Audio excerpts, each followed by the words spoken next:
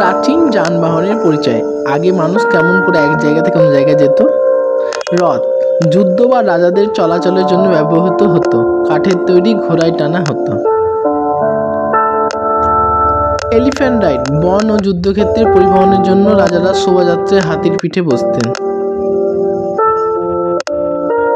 Horse cart ঘোড়ার গাড়ি গ্রামের লোকজন বাজারে যাওয়ার জন্য ব্যবহার করত। কাঠের চাকা ও চামড়ার আসন থাকত।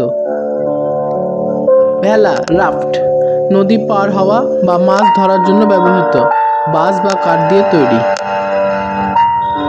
উটের কাফেলা ক্যামেল ক্যারাভ্যান মরুভূমিতে বাণিজ্য চালাতে ব্যবহৃত হতো, বালির উপর সহজে চলতে পারত। গরুর গাড়ি বুলক কার্ট কৃষির কাজে ব্যবহার হতো, ধীরে চললেও ভারী জিনিস বহন করত। পালতোলা জাহাজ সেল শিপ দূর সমুদ্রে যাতায়াতের জন্য বাতাসের সাহায্যে চলত। স্লেজ বা বরফের গাড়ি বরফের দেশে বরফের উপর দিয়ে চলার জন্য কুকুরের টানে চলত। আমার বাংলা কার্টুন হাউস চ্যানেলটিকে তোমরা লাইক, শেয়ার ও সাবস্ক্রাইব করে দিও।